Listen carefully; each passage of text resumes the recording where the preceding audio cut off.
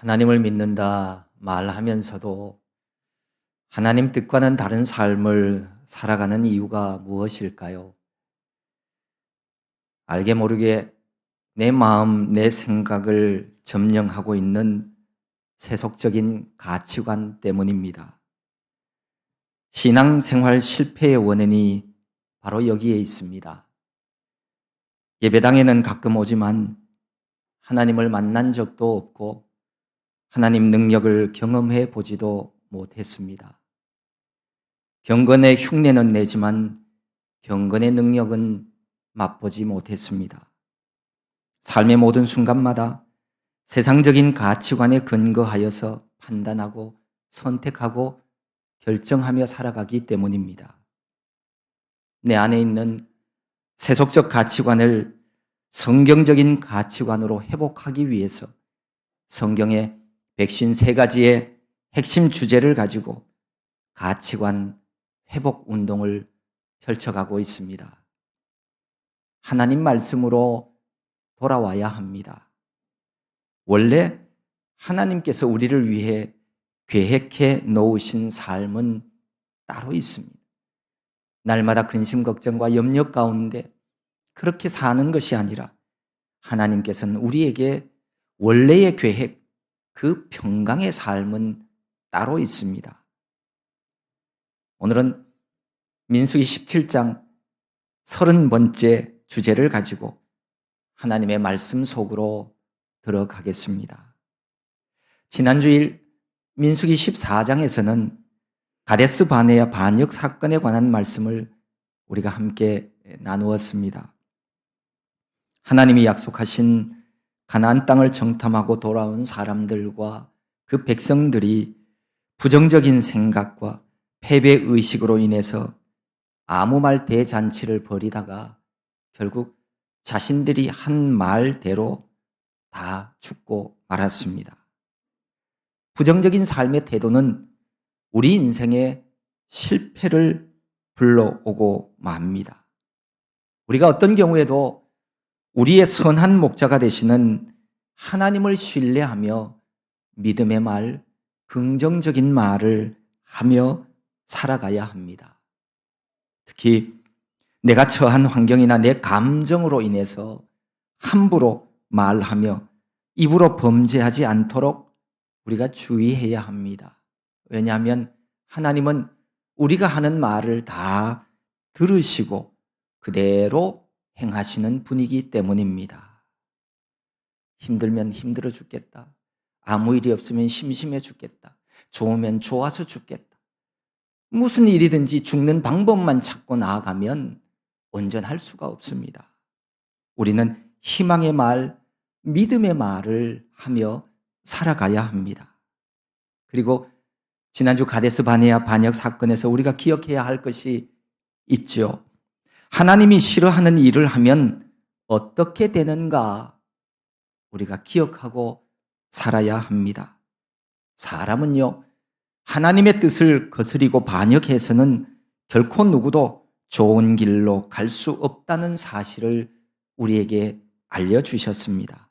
결국 하나님을 신뢰하고 하나님의 뜻을 따르는 믿음의 사람만 생존하게 된다는 것을 말씀해 주십니다. 민수기 14장과 민수기 16장 사이에는 긴 시간적인 간격이 있습니다. 무려 38년이라는 간격입니다. 그런데 38년의 세월이 흐른 뒤인 16장에도 참 가슴 아픈 상황이 여전히 계속되어지고 있습니다. 민수기 16장에는 이런 내용이 있습니다.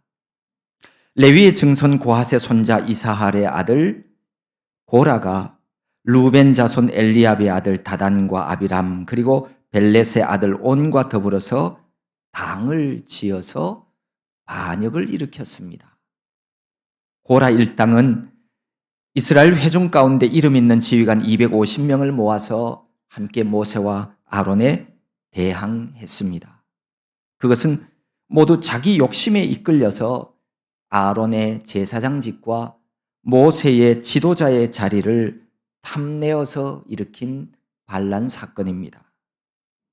욕심이 잉태한즉 죄를 낳고 죄가 장성한즉 사망을 낳느니라라는 야고보서에 있는 말씀처럼 사람은 누구나 자기 마음에서 끓어오르는 이 욕심을 제어하지 못하면 반드시 화가 임하게 되어집니다.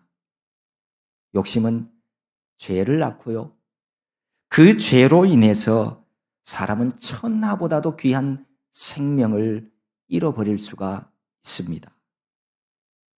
그리고 또 한 가지 우리가 알 수 있는 사실은 내 가까이 있는 사람이 그 비교의식 때문에 나의 대적자가 되는 경우가 많다는 사실도 다시 한번 알게 되어집니다. 여기 사실 이 고라는요, 모세와 아론의 아주 가까운 친척이었어요. 민수기 3장 19절은 이렇게 말씀합니다. 고핫의 아들들은 그들의 종족대로 이러하니 아므람과 이스할과 헤브론과 우시엘이요.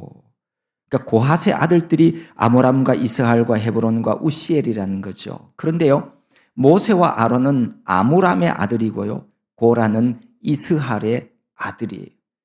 그러니까 이들은 서로 사촌지간이 타락해서 만물보다 거짓되고 부패한 마음을 가진 사람은요, 내가 잘 모르는 먼 데 있는 사람이 잘 되는 것은 축하해 줄 수 있어요. 그런데 내가 잘 아는 가까운 사람이 뭐 잘 되면 별로 기분이 안 좋아요. 먼 데 있는 사람이 땅 사면 그냥 아무렇지도 않는데 사촌이 땅을 사면 갑자기 배가 아파져요.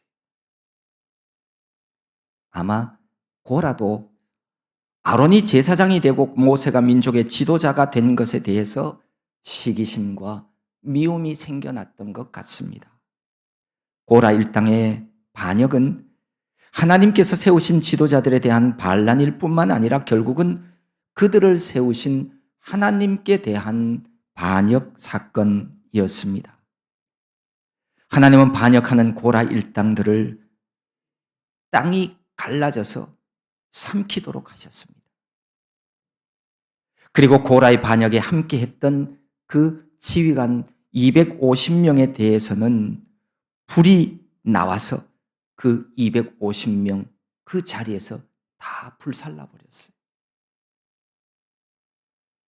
이 일을 통해서 하나님은 모세와 아론이 당신이 선택한 사람이라는 것을 증명해 보여주셨습니다. 이렇게 민수기 16장에서 고라 일당의 반란 사건이 종결된 이후 이제 바로 오늘 17장으로 넘어옵니다. 하나님은 이스라엘 자손들로 하여금 각 지파의 지휘관들이 지팡이 하나씩을 취하도록 하셨습니다. 그리고 그 지팡이 위에다가 그 지파의 지휘관들 이름을 쓰도록 했습니다. 특별히 레위 지파 지팡이에는 아론의 이름을 쓰도록 하셨습니다. 그리고는 이 지팡이들을 지성소의 증거계 앞에 갖다 놓으라고 말씀합니다. 그때 하나님은 이런 말씀을 하시죠. 5절에 보면 내가 택한 자의 지팡이에는 싹이 나리니 이것으로 이스라엘 자손이 너희에게 대하여 원망하는 말을 내 앞에서 그치게 하리라. 하나님은 내가 택한 자의 지팡이에는 거기에서 싹이 나게 될 거라고 말씀합니다. 누가 하나님이 선택한 사람인지를 확인시켜 줌으로써 더 이상 원망하는 일이 생기지 않도록 하시겠다는 말씀입니다. 그 이튿날 모세가 지성소에 들어가 봤더니 다른 11개의 지팡이에는 아무 이상이 없었어요. 그런데 오직 아론의 지팡이에만 움이 돋고 순이 나고 꽃이 피고 살구 열매가 열려 있었습니다. 이 사건은 고라 일당의 반역과 같은 일이 다시는 발생하지 않도록 하기 위한 하나님의 특별한 조치였습니다. 하나님은 이제 이 아론의 쌍난 지팡이를 증거계 앞으로 도로 가져다가 간직하라는 말씀을 하십니다. 그래서 저 뒤에 신약의 히브리서 9장에 보면 이 법궤 안에 들어있는 물건을 얘기할 때 거기에 아론의 쌍난 지팡이도 거기 있다고 말씀을 기록하고 있습니다. 오늘 이 아론의 쌍난 지팡이 사건이 우리들에게 주는 교훈 몇 가지가 있습니다. 첫 번째는 아론의 제사장직은 신적인 권위에 의해서 하나님이 주신 고유한 직분임을 알게 해 주시면서 하나님이 선택한 자에게는 원망하지 말아야 할 것을 알게 해 주십니다.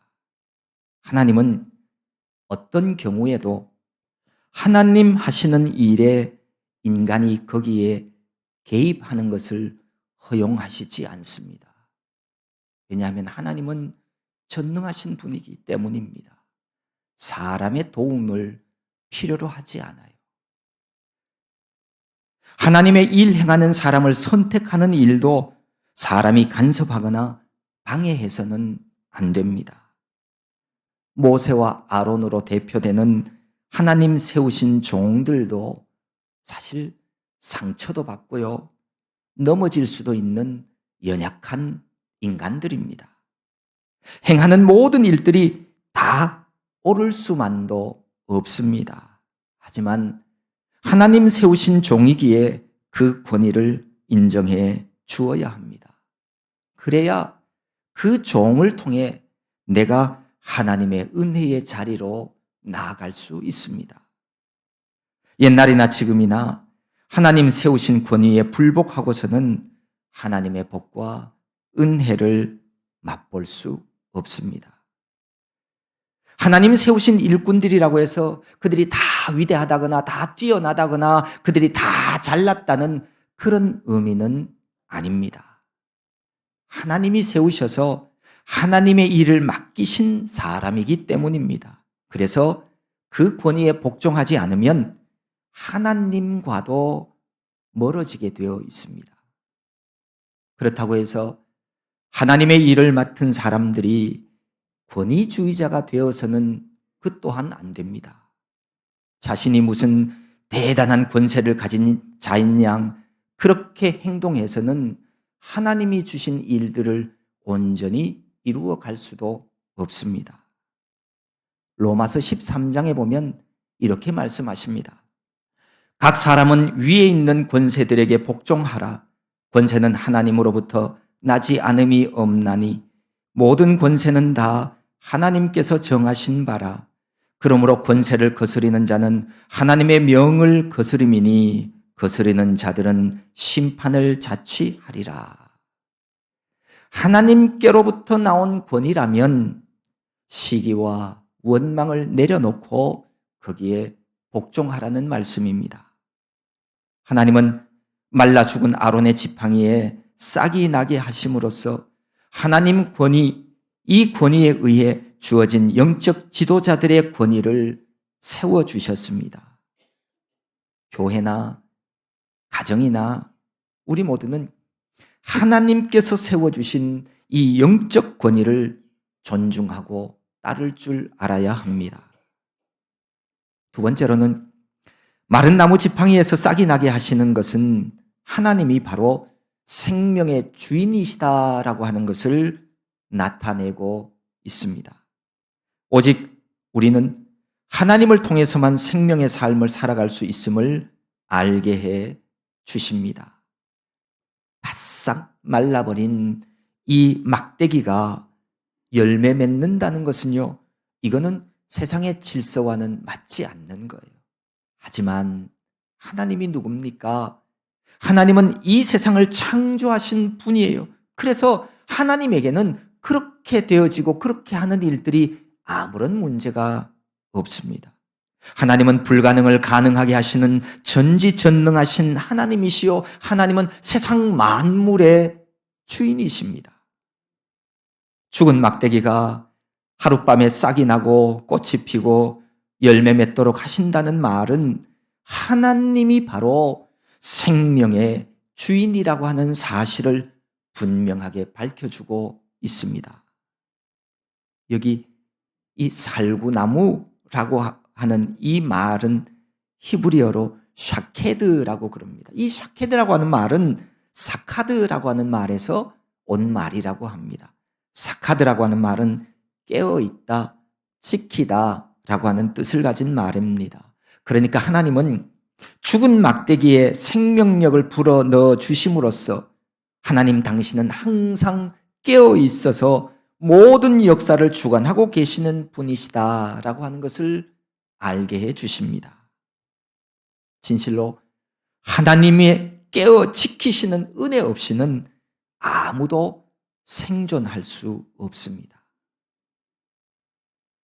아론의 지팡이가 꽃이 피고 열매 맺게 되어진 이 사건을 보면서 우리는 예수 그리스도의 생명의 역사를 떠올리지 않을 수가 없습니다.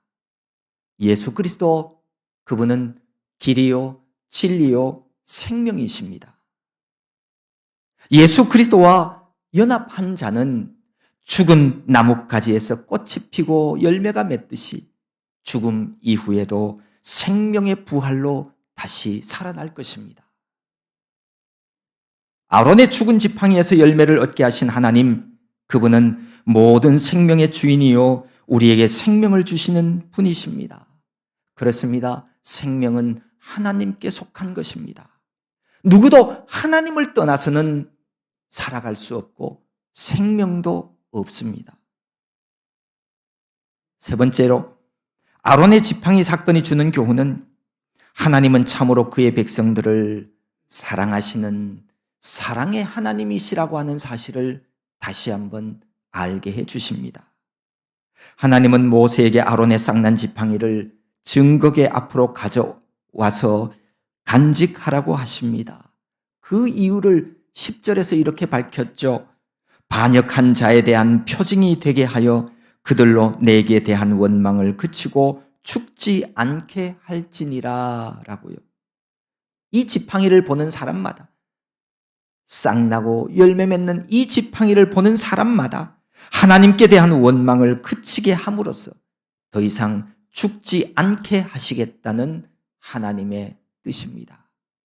패역한 자들이 원망하지 않도록 하심으로 무서운 재앙을 받아서 죽어가는 자들이 더 이상은 없기를 바라는 하나님 아버지의 사랑의 마음이었습니다. 그렇습니다. 하나님은 두려움과 공포의 대상이 결코 아닙니다. 자신의 형상 따라 우리 사람을 만드시고 우리와 교제하기를 원하시는 참 좋으신 사랑의 하나님이십니다. 하나님은 우리를 사랑하셔서 우리의 죄를 없이 하시려고 독생자 예수 그리스도를 보내어 주셨습니다. 계명을 어김으로 불순종의 죄를 범하여서 타락하고 하나님과 멀어진 자가 되었지만 그럼에도 하나님은 모든 사람이 다 구원 얻기를 바라십니다. 누구든지 예수 믿으면 구원을 얻습니다. 결국 하나님께서 모세를 통해 행하신 아론의 쌍난 지팡이 사건은 그의 백성들을 사랑하시는 하나님의 계획된 일이었습니다. 하나님은 하나님의 형상 따라 지음받은 자 누구도 멸망하는 자 되기를 원하지 않습니다. 하나님께 나오십시오. 하나님 말씀을 교훈 삼아서 생명의 길을 걸어가십시오. 세상 어디에도 없는 구원과 영생의 길이 우리 아버지 하나님 말씀 안에 있습니다. 이제 우리는 이러한 교훈들을 우리의 가슴 깊이 새겨서 하나님께 순종하고 날마다 하나님의 능력을 의지하여서 생명의 삶을 살아가야 하겠습니다. 어느덧 2024년 새해도 한 달이 다 지나갑니다. 작년 연말경 신문을 보다가 깜짝 놀란 적이 있습니다. 교인 10명 중에 4명이 썬데이 크리스찬이라는 제목의 기사였습니다. 저 신문입니다. 지난해 11월 서울 연동교회에서 한국교회 명목상 교인 실태 및 신앙의식을 주제로 목회 데이터 연구소에서 발표한 설문조사 내용이었습니다. 만 19세 이상 교회 출석하는 성도 1,000명을 대상으로 조사했습니다. 교회 출석 성도를 대상으로 신앙의 척도를 특정해 명목상 교인을 정의해서 설문조사한 것은 이것이 이번이 처음이라고 그럽니다. 선데이 크리스찬이라고 하는 말은 주일에만 그리스도인이라는 뜻이지요. 그런데 그 의미는 나이롱 신자, 명목상 교인, 이름만 교인이라는 뜻을 가지고 있습니다. 신앙생활에 대한 진지함이나 절실한 의지가 없는 이름뿐인 교인을 말합니다. 저 신문을 보는 순간에 제 마음속에 그런 마음이 들었어요. 우리 교회 교인은 10명 중에 몇 명일까?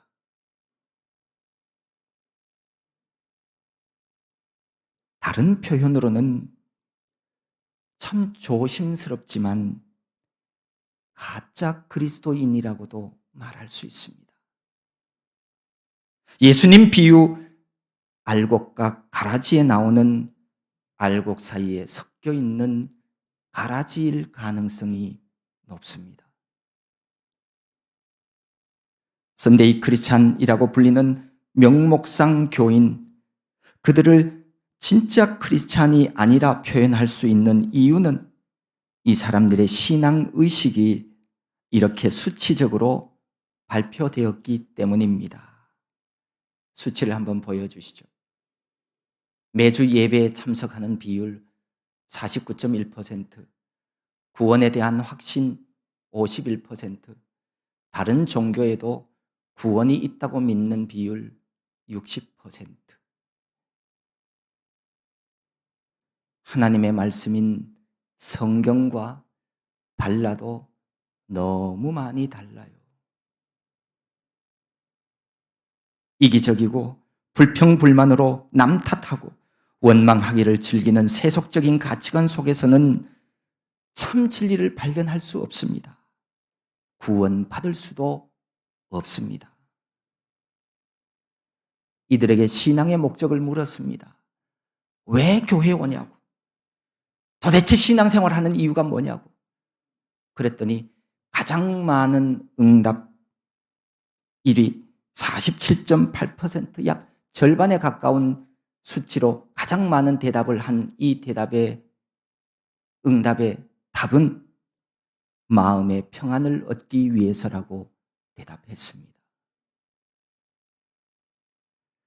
예배당에 오는 이유가 마음의 평안을 얻기 위한 종교 생활이었습니다. 여러분 그거 아세요? 믿음의 평안은 부처에게 가서 불공을 드려도 얻을 수 있고요. 무당이 시키는 대로 살아도 마음의 평안은 얻을 수 있습니다. 성황당에 가서 빌어도요, 정한수 떠놓고 귀신을 섬겨도요, 마음의 평안은 얻을 수 있습니다. 그렇기 때문에 그렇게 사는 사람들이 있는 거예요. 그런데 거기에는 어디에도 구원도 없고 영생도 없습니다. 마음의 평안은 내 기준이에요. 인간이 가지고 있는 자기 만족 기준으로는 하나님의 나라 천국에 들어가지 못합니다. 자기 만족으로는 영이신 하나님과 교제하는 참된 신앙생활의 즐거움을 얻을 수 없습니다. 불가능합니다. 예수 이름 외에 우리에게 구원 얻을 다른 이름은 없습니다. 이번 조사 발표에는 선데이 크리스찬 혹은 명목상 교인들의 몇 가지의 특징도 발견해서 거기 기록하고 있습니다. 가족의 유대 관계 때문에 어쩔 수 없이 교회에 출석하는 경우가 많았습니다. 목회자와 거리가 멀었고요. 교회 공동체와도 잘 어울리지 않았습니다. 교회 시스템으로부터 소외되어 있었습니다. 그리고 복음에 대한 이해가 부족하였습니다. 이런 특징을 가진 사람은 명목상 그리스도인이 될 확률이 많습니다. 신앙생활을 시작하신 지 얼마 되지 않는 분들은요, 교회 생활 신앙에 대해서 모르는 부분이 참 많을 겁니다. 그럴 거예요. 그게 당연합니다. 하지만 언제까지나 이래서는 안 돼요. 배우고 확신하는 일에 거하는 자가 되어야 합니다. 주일 예배조차 오다가 말다가 말씀 배우는 일이나 생활 속에서 하나님의 말씀 가지고 실천하는 믿음 생활 되지 못하면 하나님을 알아갈 수가 없어요. 믿음 안에서 서로 교제하며 더 큰 사랑으로 성숙되어져 가지 않으면 인간을 자유케 하는 진리, 그 진리가 주는 자유 알지도 누리지도 못합니다. 오늘 여기 예배 자리에 오신 분들 참 잘하셨어요. 탁월한 선택이에요. 그런데 여러분, 여기에서만 멈추지 마십시오. 여기에서만 멈추면 안 됩니다. 명목상 교인이 되어서는 하나님을 경험할 수 없습니다. 더 성장하고 하나님을 만나기 위한 열정과 의지적인 신앙을 가져야 합니다. 더 모이기에 힘쓰십시오. 그리고 오후 주일 찬양 예배에 오셔서 찬양으로 하나님 앞에 영광 돌리고 찬양의 기쁨도 누려야 되고요. 기도의 시간도 가지십시오. 기도해야 합니다. 그리고 성도들과 함께 사랑을 나누십시오. 사랑하지 않는 신앙은 죽은 신앙이고 올바르지 않습니다. 한 걸음씩 전진해 가셔야 합니다. 우리가 보는 성경 민수기는 방황의 책이라고 말씀을 드렸습니다. 민수기에 등장하는 사건들은 하나같이 안타까운 사건들이며 이스라엘은 광야길 내내 이런 모습으로 일관하였습니다. 지난번에도 언급했듯이 그들의 모습은 세 가지로 요약할 수 있습니다. 불신, 불편, 불만. 이 모두가 다 불신앙입니다. 불평은 환난, 환경으로부터 오는 것인데 대표적인 것이 우리가 지난번에 살펴봤던 것처럼 광야에서 고기 타령을 하다가 죽은 기브롯 핫다와 사건입니다. 불만은 사람에 대한 원망인데 모세와 아론의 권위에 도전하다가 땅이 갈라져서 죽은 오늘 고라 일당의 반란 사건이 그것입니다. 불신은 하나님에 대한 것입니다. 하나님을 반역하고 원망하다가 가나안 땅에 들어가지 못하게 된 가데스 바네아 반역 사건입니다. 이 세 가지 삼불, 불평, 불만, 불신은 우리 사람의 인생을 갉아먹고 우리를 넘어뜨리는 독소와 같은 것입니다. 오늘 우리들의 신앙생활도 마찬가지입니다. 건강하고 아름다운 신앙생활을 가로막는 원인도 불평, 불만, 불신 때문인 경우가 대부분입니다. 여기에 빠지면 누구나 썬데이 크리스찬에 머물게 되어집니다.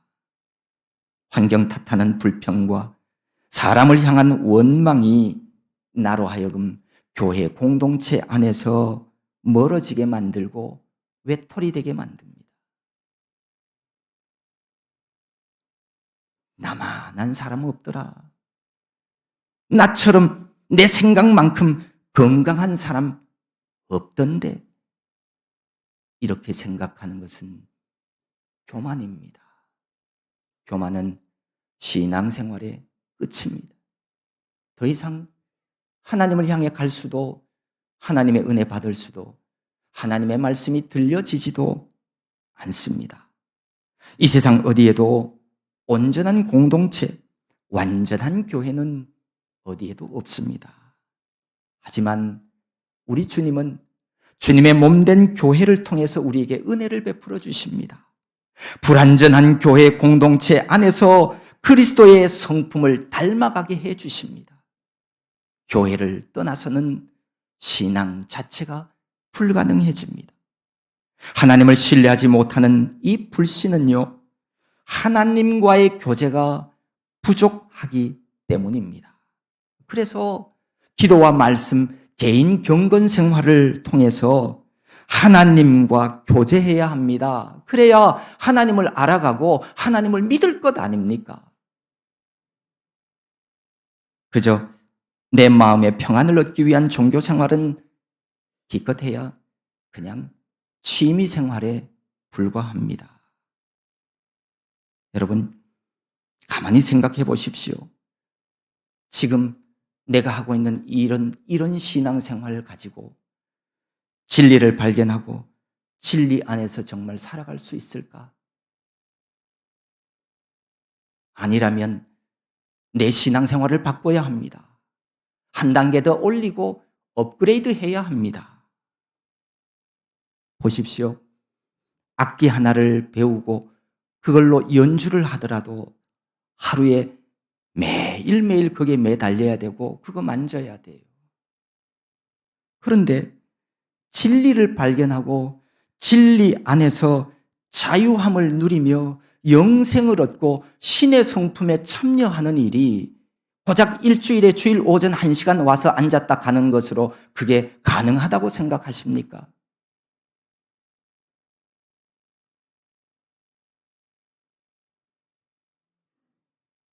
하나님은 은혜 베풀 자에게 은혜를 베풀어 주십니다. 여기 계신 여러분 모두가 명목상의 교인, 이름만 교인인 사람 되지 않고 참된 하나님의 자녀 될 수 있기를 바랍니다. 하나님 앞에 원망하는 자가 아니라 순종하는 생활을 통해서 믿음의 성숙을 이루어가는 정말 모두가 다 존귀한 성도 다 될 수 있기를 소망합니다.